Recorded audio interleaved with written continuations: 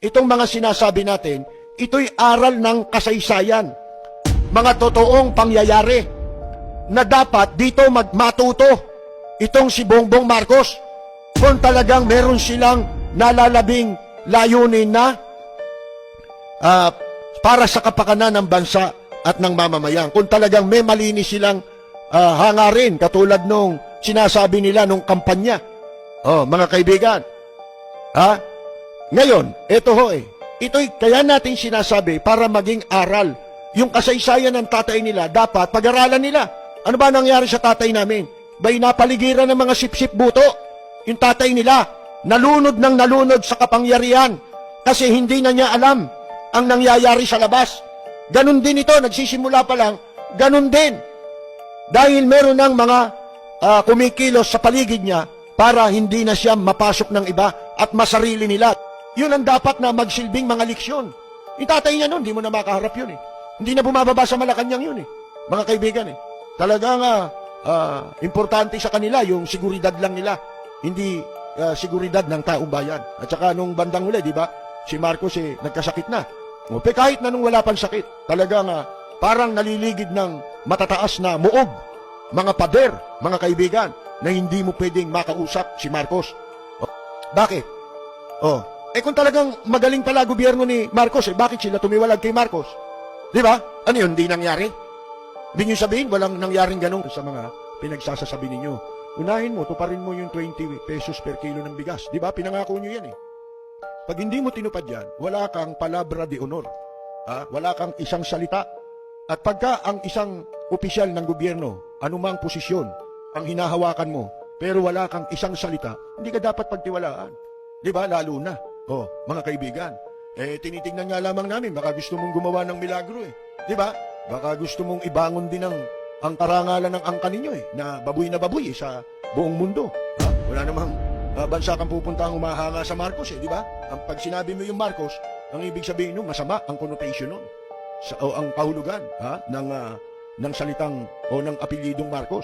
Siya ang pinakaunang kritiko ni Marcos Jr. pagdating sa sugar smuggling, sa smuggling. At dun sa kanyang mga nakaraang report, nung siya ay nabubuhay pa, sinasabi niya na ang involved sa smuggling ay mga kamag-anak ni Lisa Marcos. Kaya, di ba, siya ay binurgor, pinagbintangan si General Banta. Tanungin ko kayo ng mga supporter ni Ka Percy Lapid. Question, kasi kritiko din si Ka Percy Lapid ni Pangulong Duterte. Kung bang ibibintang sa tao ng mga Duterte sa 6 years na nag-criticize si Percy Lapid, bakit pa siya pinatagal ni Duterte? Kung yun ang narrative na gustong sabihin ng bangag na gobyernong ito, na ang tumegi kay Percy Lapid ay mga Duterte o Duterte's appointee. Bakit buhay pa si Percy Lapid noong hanggang naging presidente si Bangag Jr.? Kasi kung talagang siya ay gustong kikitilin ng panahon ni Duterte, dapat nagurgur na siya. Diba? Unang taon pa lang, kung yan ang naratibo na pinapakalat ng mga na si Duterte ay ganito, ganyan, di nang gugurgur ng media, din sana nagurgur na siya. Bakit buhay pa sila Maria Ressa? Now, balik tayo. Bakit ko binanggit yan? Kasi siya po talaga, that was October, mag-drive ba kami, shout out kay Palangga, na may text sa akin, na kaibigan ko, sabi niya, Miss Maharlika, tignan mo tong story na to. Sabi niya si Ka Percy Lapid. Actually, di ako nanonood kay Percy Lapid nung time na yun. Hindi ako nanonood sa kanya. Sabi niya, tignan mo to. Ang binubukayalyan nito, mga smuggling. Gobyerno ang may gawa nito. Well, ano pa nakikita niyo? You decide. Bakit si Percy Lapid ay nagurgur? Dahil binanggit niya na ang Araneta Marcos ay sangkot sa smuggling. Kasi, mga kababayan, dahil nung si Attorney Vic, based sa kanyang book, may pagkakataon na si Martin Araneta ay naabutan niya sa opisina ni Marcos Jr. na may bit na brown envelope na nakalagay doon ang mga personal data sheet o yung mga pangalan ng gusto niyang ipa-appoint sa Bureau of Customs. So, dineretso niya kay Marcos Jr. Pero dahil inatasan ni Marcos Jr. si Attorney Vic na dadaan sa kanya ang lahat ng mga appointees at si Marcos Jr. ang magde-decide, kumbaga isi-screen muna, tapos at the end of the day, siya ang magde-decide. Siya naman ang bangag na presidente. Yung envelope na yon na bit ni Martin Araneta na ang intention niya ay bigay kay Marcos Jr. Finoward kay Vic, kaya nga nasa libro siya Attorney Vic. At doon nakalagay ang mga pangalan ng mga binanggit ko na dito. For sure, doon hindi naman sinulat ni Attorney Vic lahat ang mga pangalan, pero lahat ng gusto niyang paupuin sa Bureau of Customs nando doon. Yung mga nabanggit sa congressional hearing. Yun mga kababayan. Kaya you really have to get this book para buong-buo yung kwento. Andito pa yung mga pictures, family pictures na Attorney Vic simula nung bata siya. So na-confirm na ang sindikato sa Bureau of Customs ay according to our source in the past, and according sa report ni Clarita Carlos, nabanggit din si Clarita Carlos dyan, mga palangga. Nabanggit din siya dito. Naalala ninyo, ang vlog natin na ito, I think, January. Pero I started December of 2022, naalala ko eh. Kumbaga, atak-atak na yung vlog natin. Di ba sinabi ko sa inyo na si Clarita Carlos ay may natanggap na report, NICA report, ang mga sangkot sa smuggling ay pamilya ni Marcos Jr. at ang kanyang brother-in-law na si Martin Araneta. So anong ginawa kay Clarita Carlos? Paulit-ulit na lang natin, di ba? Sumulat si Clarita Carlos, binasa ko na sa inyo, na nagsusumamo siya, okay, na manatili siya sa pwesto. Sabi niya,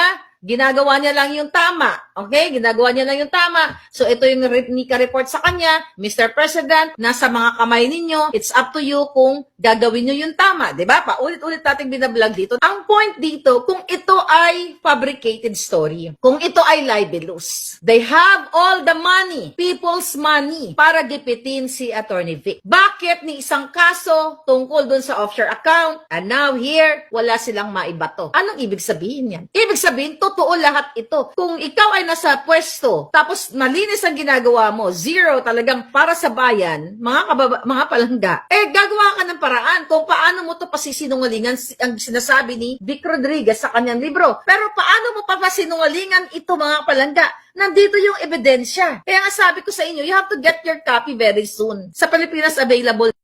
Isipin mo dito, mga convicted, nagkakaroon ng pwesto. O tahimik sila, di ba, dun sa DICT? Itinalagang, undersecretary, dismissed from the service yun. Mga kaibigan, siya naging dahilan sa pagpapatiwakal nung anak ni dating ombudsman, Francisco Villa. Sipin mo yung bakit? Dahil pinipilit, pinagagawa ng illegal para aprobahan ang mga kontrata na pinagkakakitaan nito. At ito ay nagkaroon ng kaso. At siya ay nahatulan na hindi na pwedeng humawak ng anumang pwesto sa gobyerno. Asan? Ayun, nakapwesto. Meron akong balita dito sa Bureau of Customs, meron dyan dismissed from the service. Yung si Toto Sibilya. Sino ba ito? Dating section chief yan ang daming pera niyan. Baka akala ninyo. Kung magsabong yan, lintik po, milyon-milyon. At yung sabong nila, idinadaos dati, dyan sa Lipa. Sa bahay ng isang gambling lord. Dyan sila nagsusugal, exclusive yan. Yung malalaki lang ang pwedeng magpunta riyan, konti lang sila. Dahil multimilyon ang kayaan, naubos yan Section chief lang yan happy lang ng isang section.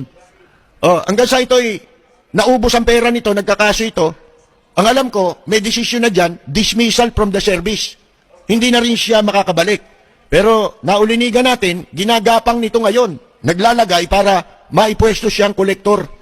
Sipin mo yan, pag sinuwerte ito, makakapwesto yan.